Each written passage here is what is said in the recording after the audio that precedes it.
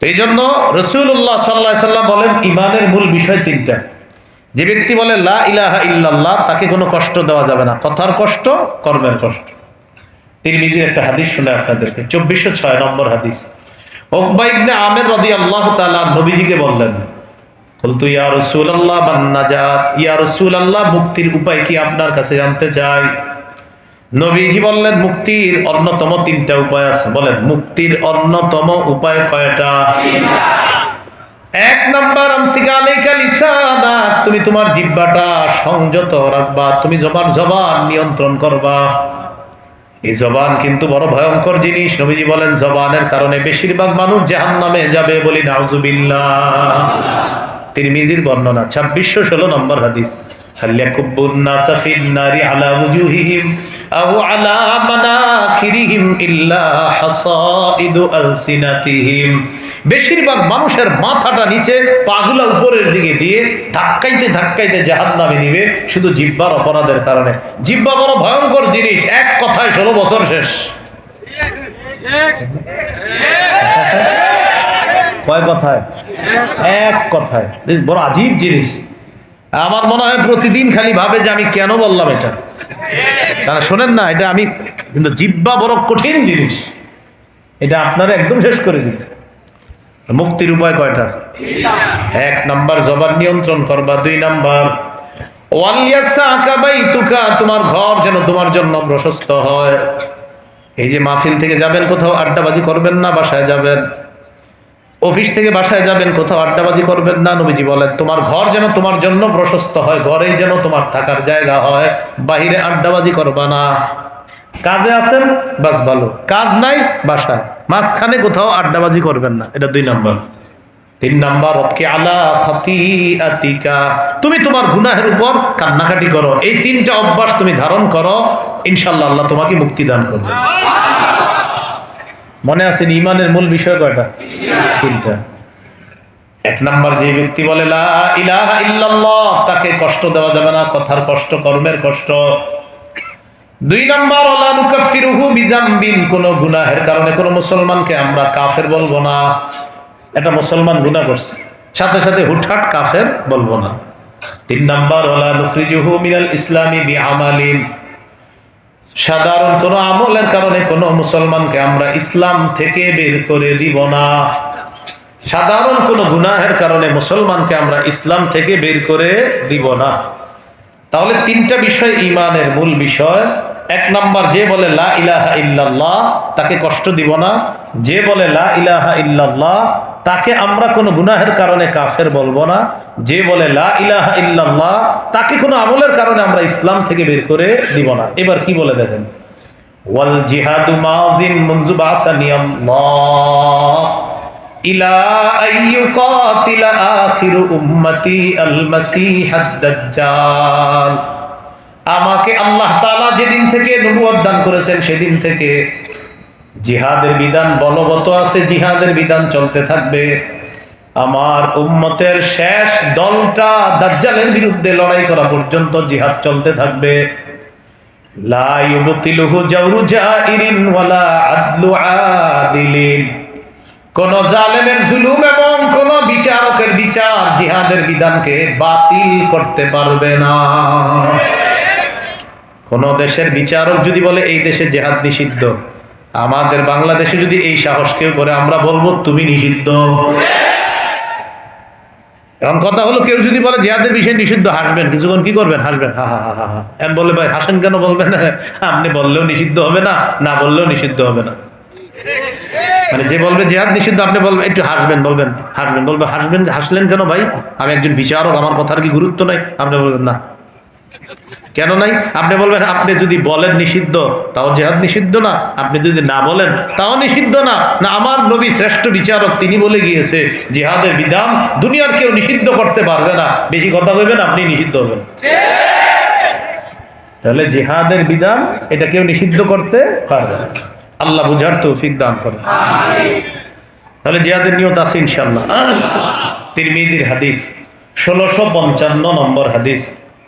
এই হাদিসের বর্ণনাকারী আবু হুরায়রা রাদিয়াল্লাহু তাআলা তিনি বলেন, عن أبي هريرة رضي الله تعالى عنه قال قال رسول الله صلى الله عليه وسلم নবীজি বলেন সালাসুন হাক্কুন আলাল্লাহি আউনুহুম, তিন ব্যক্তিকে সাহায্য করা আল্লাহ তাআলা নিজের উপর ওয়াজিব করে নেয়। কয় ব্যক্তি?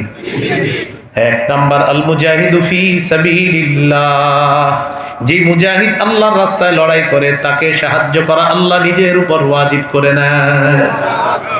দুই নাম্বার আল মুকাতাবুল্লাযী ইউরিদুল আদা, এক গোলাম তার মনিবের সাথে চুক্তি করছে এই পরিমাণ টাকা দিলে তুমি আজাদ। এই গোলামকে গোলামের জিনজির থেকে মুক্ত করার জন্য আল্লাহ তাআলা তাকে সাহায্য করা নিজের উপর ওয়াজিব করে নেয়। তিন নাম্বার শুনেন কি বলে, ওয়ান্নাকিহুল্লাযী ইউরিদুল আফাফা, যে ব্যক্তি বিয়ের মাধ্যমে পবিত্র হতে চায় আল্লাহ তাআলা তাকে সাহায্য করা নিজের উপর ওয়াজিব করে নেয়। বিয়ের মাধ্যমে কি হতে চায়? পবিত্র। কিন্তু বিয়ের আগে এত অপবিত্র কাজ করে। মেয়েরে দেখতে যায়, দেখার পর আয়েশা বলে আমার আব্বা দেখতে যাবে। কার আব্বা? ছেলের আব্বা। ছেলের আব্বার জন্য হুবো স্ত্রীকে দেখা সম্পূর্ণ হারাম। এখনো বিয়ে তো হয় নাই, বিয়ে হওয়ার পরে শ্বশুর হবে, তখন শ্বশুর বৌমাকে দেখবে। এর আগে শ্বশুরের জন্য ছেলের বধূ যে হবে ভবিষ্যতে তাকে দেখা। আপনারা বলেন কি? যারা অতীতে করছেন এরাও বলেন কি? হারাম, এটা হারাম। তো যাই হোক, দেখা টেকে আস। এখন কন্যা পক্ষ ছেলে পক্ষরে ফোন দেয়, কই কোথায়, কিছু তো জানাইলেন না। ছেলে পক্ষ জবাব দেয়, ছেলের দুলাভাই আমেরিকা থাকে, দুলাভাই মেয়ের ছবিটা দেখবে, দেখার পর দুলাভাই বলবে হ্যাঁ নাকি না, কারণ দুলাভাই বিয়ে করবে এই জন্য দুলাভাই বলবে হ্যাঁ নাকি না। এরকম কিছু বেহায়া আর বেশরম ছেলে আছে এমন, যারা বন্ধুদেরকে ছবি দেখায় বলে তোরা যদি বলস পছন্দ হয়েছে তাহলে আমি বিয়ে করবো, আর তোরা বললে না, এটা বেহায়াপনা, এটা অশ্লীলতা, এটা হলো যার সন্তান তৈরির একটা নির্লজ্জ। বিয়ে করবে হ্যাঁ, দেখা আরেকজনে, কত বড় নির্লজ্জ। তো যাই হোক, আমাদের আলোচ্য বিষয় বিয়া নাই, বিয়ার আলোচ্য বিষয়ে বিয়া নিয়ে আলোচনা হবে। আলোচ্য বিষয় হলো জিহাদ। তিন ব্যক্তিকে সাহায্য করা আল্লাহ নিজের উপর ওয়াজিব করে, এর মধ্যে একজন হলো মুজাহিদ। আল্লাহ আমাদেরকে খাঁটি মুজাহিদ হওয়ার তৌফিক দান করেন, সন্তানদেরকে মুজাহিদ বানানোর চেষ্টা করবেন, আল্লাহ তৌফিক দান করেন। সহিহ বুখারীর বর্ণনা 3123 নম্বর হাদিস।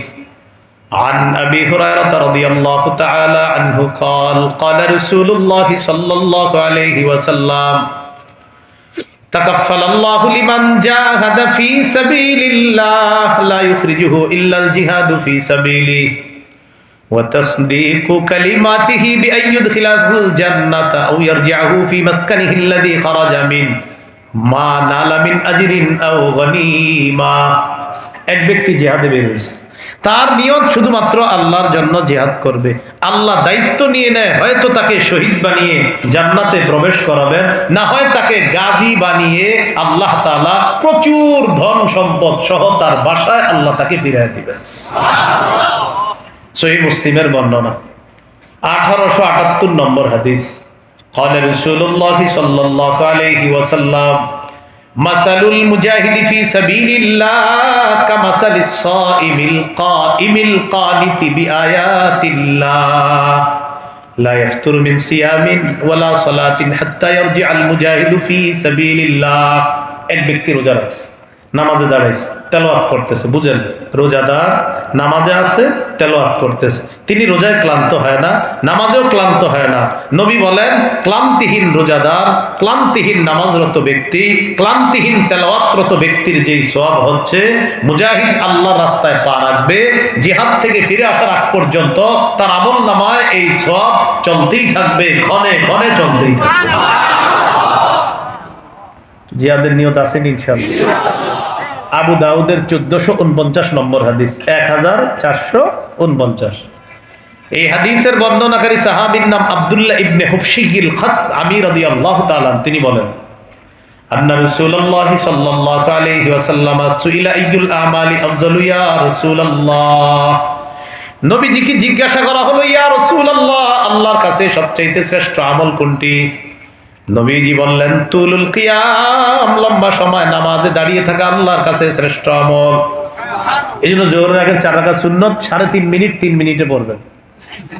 মসজিদে ঢুইকা দেখে সুন্নতের মানে নামাজের বাকি আছে 2 মিনিট, কয় মিনিট? উনি আল্লাহু আকবার বলবে, সাহস করে বইলা আপনারা দেখাই দিবে যে আমি বাপের বেটা কেমন, 2 মিনিটে 4 রাকাত পরে তোমাদেরকে দেখাই দিলাম, পারলে তোমরাও দেখাও। এরকম আপনারা বুঝাবে, শুধু বুঝাবে না, সালাম ফিরানোর পর আবার তাসবিহ গন্ধ রাখবেন এরকম তো চলে। তাহলে উনি কি সুন্দর 2 মিনিটে পুরো প্যাকেজ 4 রাকাত বাস কমপ্লিট। এরকম নামাজ পড়বেন না, এটা আল্লাহর সাথে তামাশা করা। সহিহ বুখারী 757 নম্বর হাদিস, এক সাহাবীকে রাসূল সাল্লাল্লাহু আলাইহি সাল্লাম নামাজ শিখিয়ে দিস, 1 রাকাত পুরো শিখানোর পর বললেন পুরো নামাজ এইভাবে পড়বা, তাহলে এটার নাম হবে নামাজ। তো প্রশ্ন করলেন, হুজুর শ্রেষ্ঠ আমল কোনটি? নবীজি বললেন লম্বা সময় নামাজে দাঁড়িয়ে থাকা। হুজুর আল্লাহর কাছে সবচেয়ে শ্রেষ্ঠ সদকা কোনটা? নবীজি বললেন জাহদুল মুকিল্লি, কোন ব্যক্তি কষ্ট করে উপার্জন করে, এই কষ্টার্জিত উপার্জন আল্লাহর রাস্তায় সদকা করলে এটা শ্রেষ্ঠ সদকা হিসাবে গণ্য হয়। ফাআইয়ুল হিজরাতি আফযালু ইয়া রাসূলুল্লাহ, হুজুর আল্লাহর কাছে সবচেয়ে শ্রেষ্ঠ হিজরত কোনটা আপনার কাছে জানতে চাই। নবীজি বললেন মান হাজারা মা হারামাল্লাহু আলাইহি, আল্লাহ তাআলা যা হারাম করেছেন এই হারাম জিনিস থেকে বেঁচে থাকা আল্লাহর কাছে শ্রেষ্ঠ হিজরত বলে গণ্য হয়ে যায়।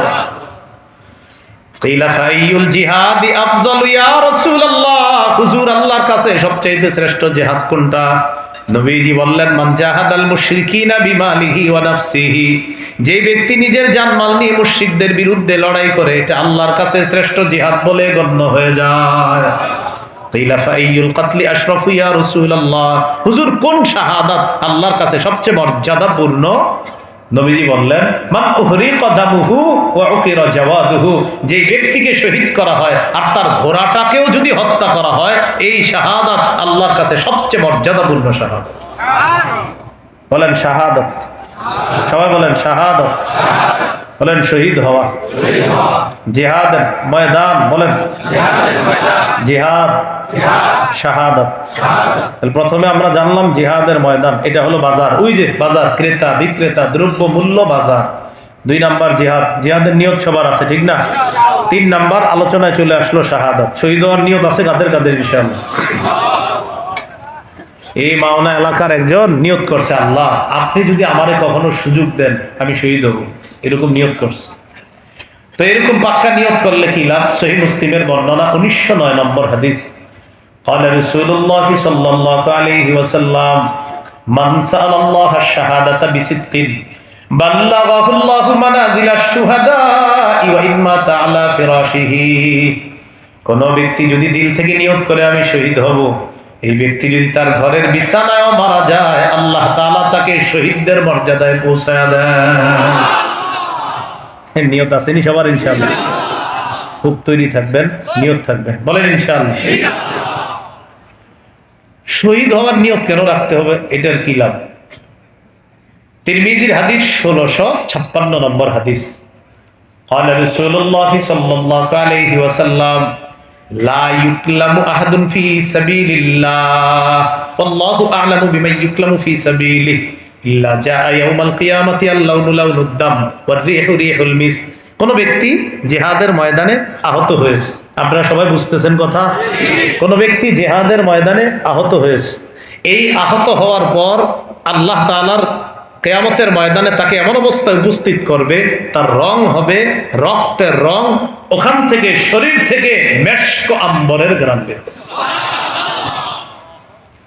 তিরমিজির বর্ণনা 1661 নম্বর হাদিস, قال رسول الله صلى الله عليه وسلم ما من أحد من أهل الجنة يسره أن يرجع إلى الدنيا غير الشهيد فإنه يحب أن يرجع إلى الدنيا حتى ويقول حتى أقتل 10 مرات।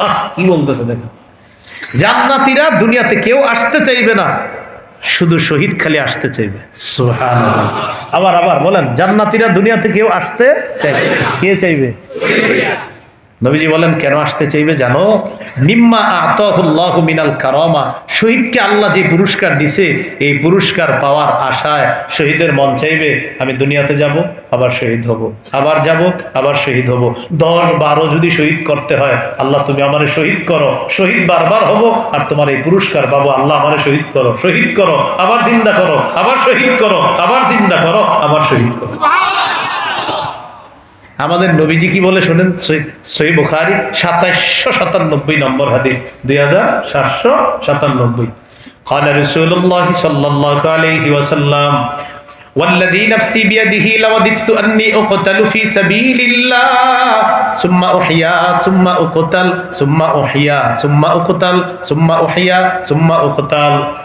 নবীজি বলেন আল্লাহর কসম আমার মন চায় আমি আল্লাহর রাস্তায় শহীদ হয়ে যাই, আবার আমাকে জিন্দা করা হোক, আবার আমাকে শহীদ করা হোক, আবার আমাকে জিন্দা করা হোক, আবার আমাকে শহীদ করা হোক, আবার আমাকে জিন্দা করা হোক, আবার আমাকে শহীদ করা হোক। মুহাদ্দিসিনে কেরাম বলেন নবীজির কথা অনুযায়ী বোঝা যায় যতবার আল্লাহ রাসূলকে শহীদ করা হবে নবীর তামান্না হলো ততবার আমাকে জিন্দা করা হোক, আবার আমাকে আল্লাহর রাস্তায় শহীদ করা হোক। যতবার শহীদ করা হবে আমি আবার জিন্দা হব, আবার শহীদ হব, আবার জিন্দা হব। এজন্য মুসলমান তাদের ঐতিহ্য হারাইতে ভুলতে বসেছে। মুসলমানরা অধিকার আদায়ের লড়াই এটা মুসলমান ভুলতে বসেছে, কারণ মাথায় এত পরিমাণ গোবর ঢুকিয়ে দেওয়া হয়েছে। মুসলমান জিহাদ শুনলে মনে করে ইন্না লিল্লাহ, না জানি কি জানি এটা বিষয়। বলেন আমার সাথে, জিহাদ পবিত্র, সন্ত্রাস অপবিত্র। আবু জাহেল, উতবা সাহেবা, ওলীদ, তারা 13 বছর সন্ত্রাসগিরি করেছে। অতঃপর সূরা হজের 39-40 এই আয়াত নাজিল করে আল্লাহ তাআলা বললেন আর না, এবার পবিত্র জিহাদের মাধ্যমে সন্ত্রাসের মোকাবেলা করতে হবে। বর্তমান পৃথিবীতে মুসলমানদের বিরোধিতা যারা করতেছে সব সন্ত্রাস মুসলমান জিহাদের মাধ্যমে প্রতিহত করতে হবে। এরা সন্ত্রাস। ফিলিস্তিনের উপর হামলা চালায়, দেখবেন মিডিয়া অত সুন্দর করে বলে না, কারণ সন্ত্রাসী কর্মকাণ্ড। যেই ফিলিস্তিন খালি একটা পাল্টা আক্রমণ করে সুবহানাল্লাহ, শুধু সব শেষ। এজন্য আমাদের কপাল খারাপ, আমরা এক তাগুত ছাড়ি আরেকটারে ধরি, এজন্য ভাগ্যের পরিবর্তন হয় না। এক তাগুত ছাড়ি আরেকটা ধরি, ঝর্ণার নিচে এসে দাঁড়াই বৃষ্টি থেকে বাঁচার জন্য, এজন্য আমাদের ভাগ্যের পরিবর্তন হয় না। কিছুদিন বৃষ্টিতে ভিজি, ভিজার পরে আবার ঝর্ণার নিচে এসে দাঁড়াই যেন আমার গায়ে পানি না লাগে। কি না লাগে? পানি না লাগে। বলেন ইমানদারদের অভিভাবক, সবাই দিল থেকে বলেন, সবাই বলেন, আবার বলেন আল্লাহ। এবার এক অংশ আমি, বাকি অংশ আপনারা বলেন ইমানদারদের অভিভাবক। সূরা বাকারা 257 নম্বর আয়াতে আল্লাহ বলেন আল্লাহু ওয়ালিয়্যুল্লাযীনা আমানু, যারা ইমানদার তাদের অভিভাবক হলেন আল্লাহ। সূরা মাইদার 51 নম্বর আয়াতে আল্লাহ বলেন ইয়া আইয়ুহাল্লাযীনা আমানু লা তাত্তাখিযুল ইয়াহুদা ওয়ান নাসারা আউলিয়া, হে ইমানদারগণ ইহুদি খ্রিস্টানদেরকে অভিভাবক বানায় না। আমরা বারবার তাদেরকে অভিভাবক বানাই, তাই তারা আমাদের গলার মধ্যে রশি লাগায় আমাদেরকে গোলাম বানাইতে চায়। 47 জন প্রেসিডেন্ট পরিবর্তন করছে, একজনও নারী নাই, আর বারবার আমাদেরকে নারী চাপায়া দেয়। একজনও কি নাই? কয়জন প্রেসিডেন্ট? একজনও কি নাই? আমাদের উপর খালি কি চাপায়া দিতে চায়। এজন্য সবাই বলেন আল্লাহ। কিয়ামতের আগে বাংলাদেশে আর কোনদিন নারী শাসক চাই না। কি চাই না? সবাই বলেন কেন? আরো জোরে সুন্দর করে বলেন। قال رسول الله صلى الله عليه وسلم لا يفلح قوم ولو امرهم امرأتان। বুখারীর বর্ণনা, আল্লাহ নবী বলেন ওই জাতি কিছুতেই সফল হবে না যেই জাতি তাদের নেতৃত্বে কোনো নারী বসা দেয়। আপনার বুঝে আসুক না আসুক, আপনি মানেন আর না মানেন, নারী শাসকে আপনার আমার ভাগ্য পরিবর্তন হবে না। আমার নবী বলছে, এটাই সত্য কথা। এনে তো ঠিকই কোন, কিছুদিন পরে তো আবার ঠিকই উল্লাটা করেন, এটাও ঠিক। মানে সবই ঠিক না। একটু শোনেন শোনেন, যেই সুযোগ আল্লাহ তাআলা ইসলামী মাইন্ডের দলদেরকে, ইসলাম মানসিকতা যারা লালন করে তাদেরকে আল্লাহ একটা সুযোগ দিচ্ছে, এটা যদি তারা এখন কাজে না লাগায়, আমি তো ছোট মানুষ, বয়স কম, আগামী 50 বছরে এই সুযোগ বাংলাদেশে আসবে কিনা আল্লাহ আল্লাহ। এই জন্য আপোষে গুতাগুতিটা আপাতত বাদ দিয়ে ইসলামী মন মানসিকতার যারা, তারা সব ভুলে এক হওয়ার কোনো বিকল্প নাই। এদেশের সব মুসলমানরা এখন চায় যে, আমরা বহুত দেখছি, এখন ইসলামী মাইন্ডের কাউকে ছোট থেকে বড় সব পদে আমরা তাদেরকে বসাবো, যেন ন্যায্য অধিকার গুলা প্রত্যেকটা মানুষ তার ন্যায্য অধিকার সঠিকভাবে পায়। একজন আল্লাহওয়ালা খোদাবিরু তাকওয়াবান মানুষকে যদি আমাদের দায়িত্বে বসাই, তিনি কি চুরি করবে? এই কথাগুলো মাথায় রাখা, আল্লাহ বুঝার তৌফিক দান করে। তো শাহাদাতের কথা বলতেছিলাম, যে শহীদ দুনিয়াতে আসতে চাইবে আর বলবে 10-12 যদি শহীদ করা হয়, আমি চাই আবার আমাকে শহীদ করা হোক, আমি 10-12 শহীদ হতে রাজি আছি। আচ্ছা, শহীদ কেন বারবার শহীদ হতে চায় বলেন তো? এবার একটা হাদিস শুনলে বুঝতে পারবেন কেন চায়। তিরমিজির 1663 নম্বর হাদিস, قال رسول الله صلى الله عليه وسلم للشهيد عند الله 6 خصال। শহীদের আল্লাহর কাছে স্পেশাল 6টা মর্যাদা। বলেন, আল্লাহর কাছে শহীদের স্পেশাল মর্যাদা কয়টা? 1 নম্বর, ইগফারু লাহু ফি আউয়ালি দাফাতিন ওয়া ইউরা মাকআদুহু মিনাল জান্নাহ। দেখেন, তাকায় দেখেন, শহীদের শরীরের রক্তের প্রথম ফোঁটাটা পরে, আরেক দিক দিয়ে তার সব গুনাহ মাফ, আর ওই মুহূর্তেই জান্নাতে তার আসনটা দেখানো হয়। সুবহানাল্লাহ। আমি আবার বুঝাই, শহীদের রক্তের প্রথম ফোঁটাটা পড়তেছে, গুনাহ মাফ, জান্নাতের আসনটা দেখিয়ে বলা হচ্ছে, এ শহীদ, তুমি একটু পরে শহীদ হচ্ছ, আর এটাই হবে তোমার আসন। সুবহানাল্লাহ। এটা 1 নম্বর। 2 নম্বর, ওয়াইজারু মিন আযাবিল কবর, শহীদকে কবরের আযাব থেকে নিরাপত্তা দেওয়া হবে। সুবহানাল্লাহ। 3 নম্বর, ওয়ায়াকমানু মিনাল ফাযাইল আকবার, কিয়ামতের ময়দানের বিভীষিকাময় মুহূর্ত আর জাহান্নামের আযাব থেকে শহীদ নিরাপত্তা লাভ করে। সুবহানাল্লাহ। 4 নম্বর, ইউদউ আলা রাসিহি তাজুল ওয়াকারিল ইয়াকুতাতু মিনহা খায়রুম মিনাদ দুনিয়া ওয়া মা ফিহা, শহীদের মাথায় মরমর খচিত মুকুট পরিয়ে দেওয়া হবে, যেই মরমর পাথরের দাম দুনিয়ার মাঝে যা কিছু আছে এর চাইতে আরো বেশি। সুবহানাল্লাহ। 5 নম্বর, 5 নাম্বারটা কি বলবো? আপনারা সুন্দর করে বলেন, বলবো? ওয়ায়ুজাওয়াজু সিনতাইনি ওয়া সাবঈনা যাওজাতাম মিনাল হুরিল ঈন, 72 জন হুরকে শহীদের সাথে বিয়ে দেওয়া হবে। 6 নম্বর, ওয়াশাফাউ ফি 70 মিন আকারিবিহি, শহীদের নিকটাত্মীয়দের মধ্যে কমপক্ষে 70 জনের ব্যাপারে তার সুপারিশ কবুল করা হবে। শহীদ হইবেন নি? আল্লাহ তৌফিক দান করেন। এবার শহীদদের একটু গল্প শোনাবো, আপনারা শুনবেন? মানে শহীদরা গল্প করতেছে জান্নাতে, এই গল্প শুনবেন? আবু দাউদ 2520 নম্বর হাদিস, 2520। আব্দুল্লাহ ইবনে আব্বাস রাদিয়াল্লাহু তাআলা আনহুমার বর্ণনা, তিনি বলেন, قال رسول الله صلى الله عليه وسلم لما أصيب إخوانكم بأحد جعل الله أرواحكم في جوف طير خضر। উহুদের যুদ্ধে তোমাদের ভাইয়েরা শহীদ হওয়ার পর তাদের আত্মাগুলো আল্লাহ তাআলা সবুজ পাখির পেটের মধ্যে ঢুকায়া দিয়েছে। সুবহানাল্লাহ। এখন আপনারা বলেন, পাখির কাজ কি? উড়ে বেড়ায়। পাখির কাজ কি? উড়ে বেড়ায়। তারিদু আনহারুল জান্নাহ, পাখি জান্নাতের ঝর্ণার উপরে উড়ে বেড়ায়। তাকুলু মিন সিমারিহা, জান্নাতের ফলমূল খেয়ে বেড়ায়।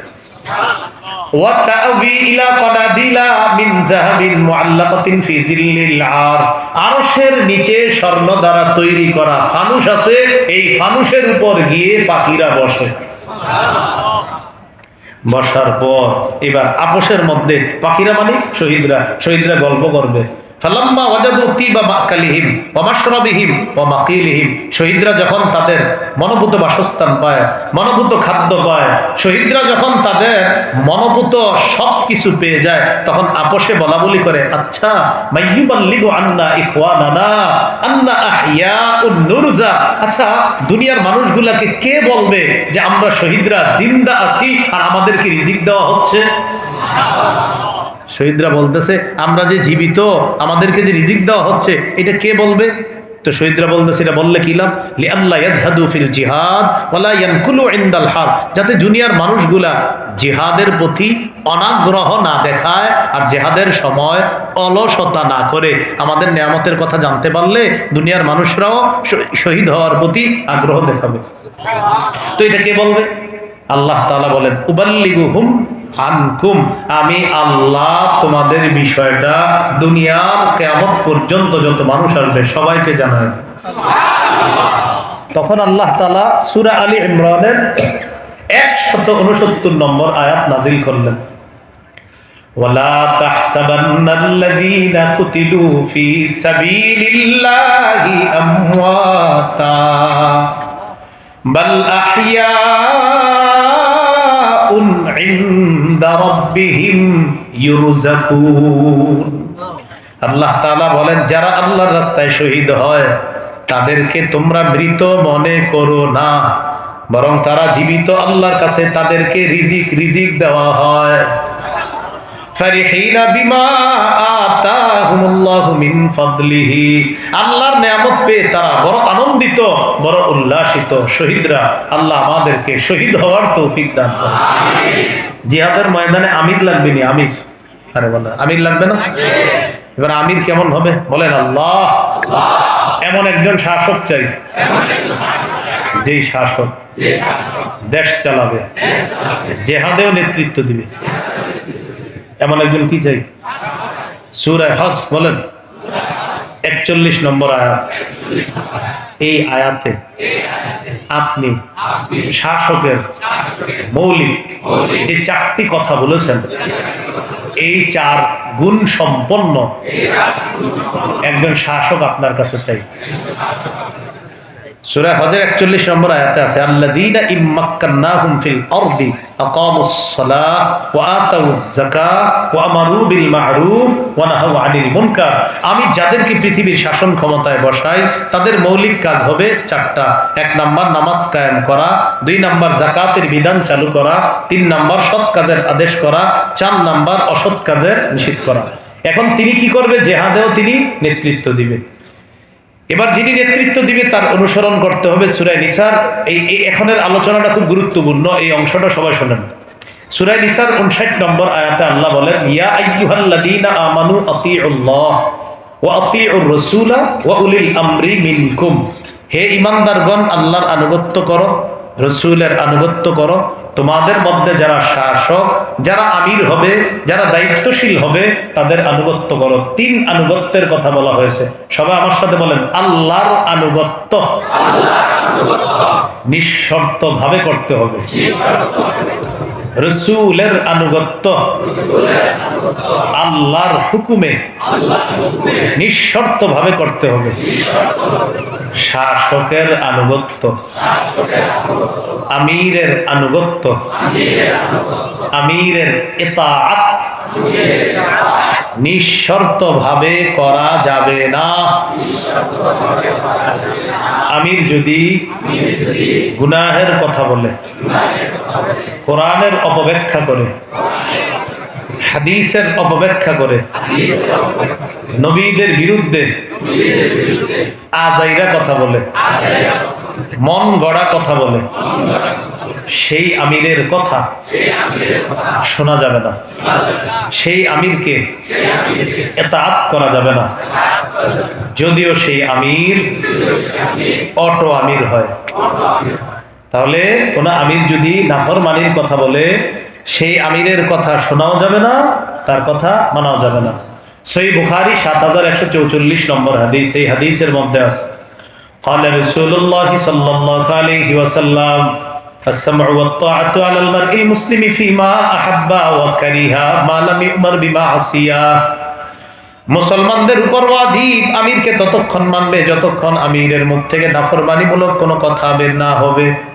ফাইদা উমিরা বিমাসিয়া, নাফরমানিমূলক কথা যদি বের হয়, কাজ যদি বের হয়, ফালা সামআ ওয়ালা তাআতা, তার কথা শোনাও যাবে না, তার কথা মানাও যাবে না। আপনারা আছেন মাঠে? এখন একটা হাদিস বলবো, এই হাদিসটা গল্পের মতো সবাই মুখস্থ রাখবেন, আরো 10 জনকে বলবেন, বিশেষ করে আগামী 31শে জানুয়ারির আগে যত পারেন এই হাদিসটা মানুষকে শোনাইবেন। বলেন সহিহ বুখারী 4340 নম্বর হাদিস। কোন কিতাব? কত নম্বর হাদিস? 40 নম্বর হাদিস। মোট হাদিস সংখ্যা হবে 7563টা। কারো পকেটে যদি উস্তাদ থাকে, উস্তাদরে কইলা এখনই মিলাইতে পারবে। রাসূলুল্লাহ সাল্লাল্লাহু আলাইহি সাল্লামের সাহাবী আলী রাদিয়াল্লাহু তাআলা আনহুর বর্ণনা, তিনি বলেন, বাসান নবী সাল্লাল্লাহু আলাইহি সাল্লাম সারিয়াতান, সবাই একটু মন দিয়ে শুনবেন, নবীজি একটা সেনাবাহিনী পাঠাইছে। ওয়াস্তামালা আলাইহিম রাজুলাম মিনাল আনসার, এক আনসারীকে আমির বানায়া দিস। ও আমারহুম আইয়ুতিউহু, সবাইকে বললেন আমির সাহেব যা বলবে তা শুনবা। আমি আবার বলছি, একটা সেনাবাহিনী গঠন করলেন, একজন আমির বানাইলেন, আর বললেন আমির সাহেব যা বলবে তা শুনবা। আমির সাহেব বের হইছে, বের হওয়ার পর ফাগদিবা, আমির সাহেবের রাগ উঠছে। রাগ ওঠার পর আমির সাহেব বললেন, আলাইসা কাদ আমারাকুম রাসূলুল্লাহ সাল্লাল্লাহু আলাইহি ওয়াসাল্লাম আন তুতিউনি, নবী কি তোমাদেরকে বলে নাই আমার আনুগত্য করার জন্য? সবাই বললেন হ্যাঁ, নবী বলছে আপনার আনুগত্য করতে। আমির সাহেব বললেন আমি যা বলবো তাই শুনবা। ইজমাউলি হাতবা, আমার জন্য লাকড়ি সংগ্রহ করো, লাকড়ি সংগ্রহ করো। ফাজামাউলা, সবাই লাকড়ি সংগ্রহ করে নিয়ে আসছে। লাকড়ি সংগ্রহ করে আনার পর আমির সাহেব বললেন আউকিদুহা নারা, লাকড়ির মধ্যে আগুন লাগা দাও। বুঝতেছেন? ফাউকাদুহা নারা, সবাই লাকড়িতে আগুন লাগায় দিস। দাও দাও করে আগুন জ্বলতেছে। আমির সাহেব বললেন উদখুলুহা, সবাই তোমরা আগুনের মধ্যে ঝাঁপ দাও। সবাই কোথায় ঝাঁপ দাও? তাহলে আমির সাহেব রাগ উঠছে, সাহাবীদেরকে বললেন তোমরা লাকড়ি আনো, লাকড়ি আনার পর আগুন জ্বালাও, আগুন জ্বালানো, আগুনে ঝাঁপ দাও। সাহাবীরা ফাহাম্মু, সবাই মানসিকভাবে প্রস্তুত ঝাঁপ দেওয়ার জন্য। কোথায়? আগুন। যখন ঝাঁপ দিবে, সামনে আসুন, একজন আরেকজনকে কি করতেছে দেখেন, ফাজাআলা ইউমসিকু বা'দুহুম বা'দা, একজন আরেকজন এমন করে, এই আসলে ঝাঁপ দিমু, এরকম, মানে পাশের জনকে বলতেছে এই আসলে ঝাঁপ দিমু, আসলে ঝাঁপ দিমু, এরকম করতেছে। কেন? আমির সাহেব না বলছে ঝাঁপ দিতে? তো আপোষে তারা বলতেছে ফারারনা মিনান নার ইলা রাসূলিল্লাহ সাল্লাল্লাহু আলাইহি সাল্লাম, আরে আগুন থেকে বাঁচার জন্যই তো নবীর কাছে আসছে, নবীর হাতে হাত রেখে মুসলমান হলাম আগুন থেকে বাঁচার জন্য। সেই নবী আগুনে ঝাঁপ দেওয়ার হুকুম মানতে বলবে, এটা আমাদের কেমন জানি মনে হচ্ছে। তো আগুনে ঝাঁপ দিবে, দিবে না, দিবে, দিবে না, এই করতে করতে হাত্তা হামাদাতিন নার, আগুন নিভে গেছে। বলেন সুবহানাল্লাহ। ওয়াসাকানা গদবহু, আমির সাহেবের রাগও ঠান্ডা হয়ে গেছে। বলেন আলহামদুলিল্লাহ। আমরা দোয়া করি হযরত জির রাগটাও যেন ঠান্ডা হয়ে যায়। 10 বছরে এখনো রাগটা ঠান্ডা হয় নাই, অর্থাৎ আমার কোনো ভুল নাই, সারা পৃথিবীর লাখ লাখ আলেম ভুল, আমি ঠিক। এই কথা কেউ কারো গায়ে নিয়েন না, কিন্তু এখন অনেকে বলবে হুজুর এটা আমারই কইতেছে। হ্যাঁ, আপনি যদি ভুলে থাকেন তো আপনি তো কইতেছে।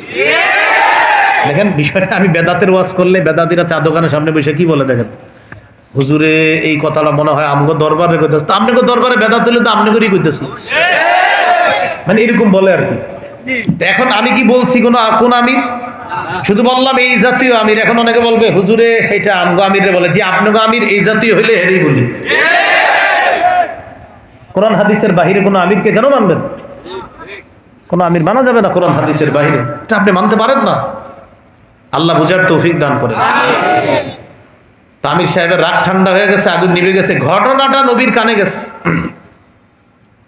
নবীর কানে যাওয়ার পর নবীজি বললেন সর্বনাশ। তারপর কি হয়েছে? হুজুর আমির সাহেবের হুকুম যে মানে নাই, গুনাহ হবে? নবীজি বললেন লাউ দাখালুহা মা খারাজু মিনহা ইলা ইয়াউমিল কিয়ামা, আমিরের কথা শুই না যদি আগুনে ঝাঁপ দিত, কিয়ামত পর্যন্ত আগুনেই থাকতো, আগুন থেকে বের হতে পারতো না। ইন্নামাত তাআতু ফিল মারুফ, আমিরের আনুগত্য হবে শুধু ন্যায়সঙ্গত কথায় কাজে, নাফরমানিমূলক কোনো কথায় কাজে আমিরের আনুগত্য হবে না।